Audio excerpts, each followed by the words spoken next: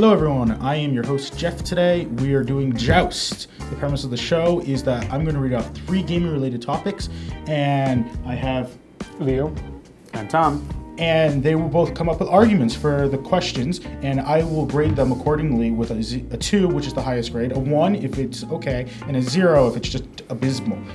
Anyway, abysmal. Let's get started.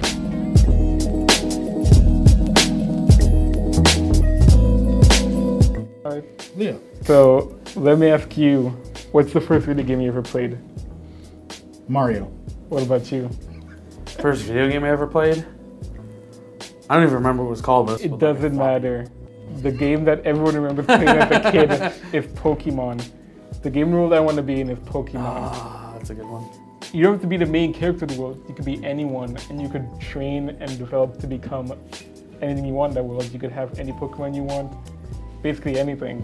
It's just like living in a normal world, and there's barely any danger in the world. The most danger is people who want to take over Pokemon, but even then they're not harming people. There's no terrorist attacks. Nobody's sick in that world, and if you're sick you just go to a Pokemon center. Like, you never see any human in that game die. Tom? So I think the gaming world that I would want to be in would probably be, I want to say Mass Effect. And the reason why I say Mass Effect, because I really like space travel. It's one of, so I don't want to say like FTL, but I'd rather have Mass Effect because I like Mass Effect. Not only do I like the Mass Effect games, I like the space travel, being able to explore, knowing that there are alien races out there, and being able to be part of, a space military that goes out and saves the day, quote unquote, and deals with all these aliens and stuff like that. Not necessarily following the story, or being the main character, but being in that universe and being in this would be like another golden age of technology where we have faster than light drives and warp technology and can go to all the different places in the galaxy, and so that would be my choice. Okay, you're out of time on your answer. Do you have any rebuttals? Yeah, so even if Pokemon might have some instances of that, it's still safer than Mass Effect. Literally, if you're a normal person in Mass Effect, there's a 90% chance you're already dead. Okay. If you live on Earth, you'll be dead. Even if you want to be a part of the army, then you have to train and do all that stuff, which is even harder to do. Mm-hmm. And if you want to be telekinesis, I think it is. Kinetic or adaptive. Yeah. Then you have to train to do that as well. So there's so much stuff to begin with. And if you die, you're not going to bring you back to life like Commander Shepard. They're not going to spend billions of dollars to bring you back. You're just going to be dead. Oh, that's true. That I totally forgot about that, which would now make me want to change my answer, but I'm going to stick with that. And if you even count the end of the game, there's a high chance from that as well that you're just going to be dead or just part of a robot. All right. Well, my rebuttal to Pokemon would not necessarily, I don't think you can say that you're that safe regardless, because you go through any sort of tall grass and there's going to be a Pokemon that attacks you. Yeah, but nobody gets hurt. It's not like someone. That's not necessarily true. What happens to a Pokemon that faints? They faint? That's a definition. Yeah, but then what happens? Plus, there are terrorists. Team Rocket would be considered terrorists. I don't know if I'd want to be part of Team Rocket. So just you don't have to be. Okay, so just to recap, they just had a rebuttal for if you could live in any video game world, what would it be? I personally think they both had good points, but they also had really good rebuttals that lowered it. So I'm actually going to give them both a 1. Ooh. Because I like both points, but they also brought them back down. What was down for mine? Well, the fact that I brought it back down. No, but what brought it down? Your argument was it was a safe world, but Tom brought up the fact that there's lots of bad guys. But nobody dies. Just because you don't die in the game doesn't mean you're not going to die in general. There's a high chance you're not going to die. In Mass Effect, it begins with everyone dying in the third one, and it ends with everyone dying. The judges made it this. Wait a second!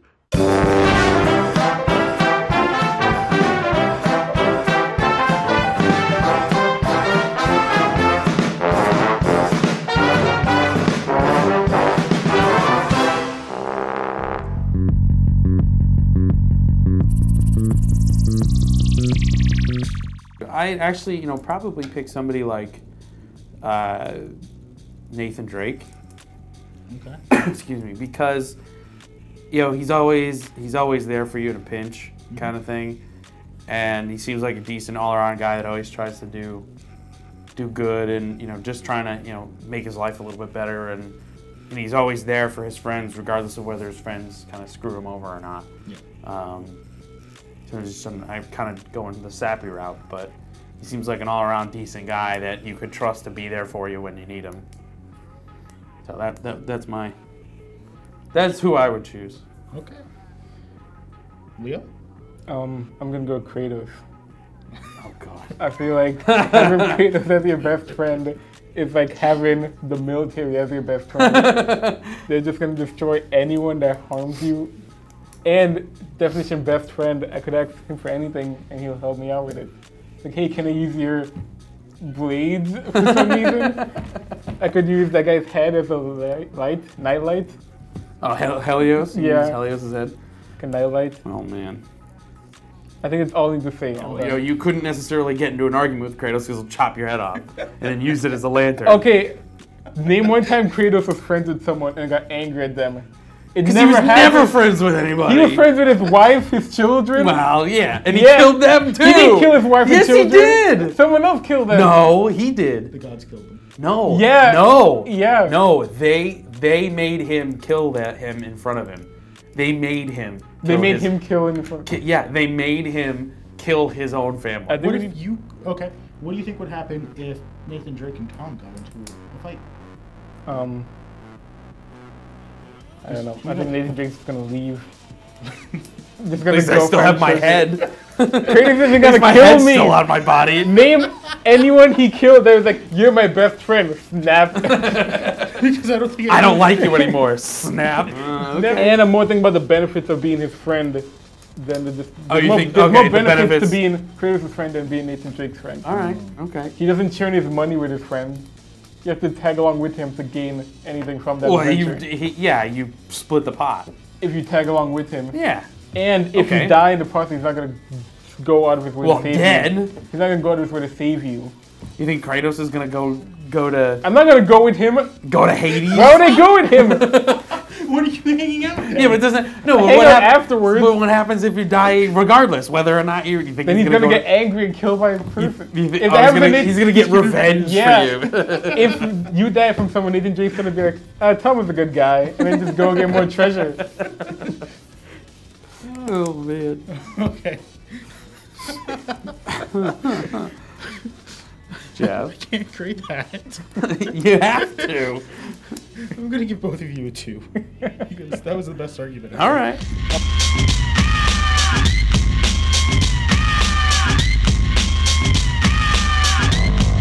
I'm gonna have to go with Sony's Spider-Man 2, directed by Sam Raimi, starring Tobey Maguire. Came out in 2004. Interesting. Why? Because it redefined open world games after that. It took the ideas of Grand Theft Auto and put it into a kid's game while giving you the ability to have superpowers. So it gives you a reason why you're not gonna hurt people in the town because you're a superhero. And you can do anything you want in that city. You can fly around, you can go get pizza, you can just go and stop random, what's called crimes going on. Well, I'm also going to say a Spider-Man game, but I'm talking about the 2000 Spider-Man game For GameCube? PlayStation. Okay. It was on PlayStation. I don't know if it was on N64 or not. 64. But it's from Activision, Neversoft. PlayStation, N64, Dreamcast, Game Boy. Oh no, not Game Boy. Anyway, I think it's better because it had the Spider-Man, the voiceover from the animated show, which I always felt like was the best iteration of Spider-Man. It also had all of the villains. You worked together with Venom sometimes. You fought Venom. I thought the swinging mechanics were better in this game than in. It just had a better overall story through the whole thing because it wasn't bound by anything. You worked with like Black Cat and all the different villains and people in the universe were available to interact with. It was the mechanics I thought were also better too. And you're I am on point with my timing today. First off, that Spider-Man wasn't open world. You couldn't also go in you can't go into the streets. if you jump down, you just die. It's just True. half the world. True. Just cut off. Second, all the villains were in Spider-Man 2. It didn't get stuck in the movie timeline. It had its own timeline. You can do whatever you want. Then sometimes you have to go and take pictures for the Daily Bugle. Jeff? So, Verdict. just quick question for Leo. How much can you do in this open world? Like, how really open world is it? Like, there's jobs you can do. But do you just walk to another quest and just run around and do quests? Or is You it, can do it anything you want. There's side missions, there's like character development. You can go and talk to a character and build up your relationship with them. You can go on dates with Mary Jane. You have to do all this other stuff. You can go and do quests with Black Cat. Or you can go. I've boy. decided to give them both 1.5s. Ugh. 1.5? I don't even realize if that was part of the It is now. game. So they both end off with 4.5s. Thanks for watching. It's up to you guys now to decide who really wins, because your vote matters more than ours does. Thank you. We'll tell you who wins next time. Bye.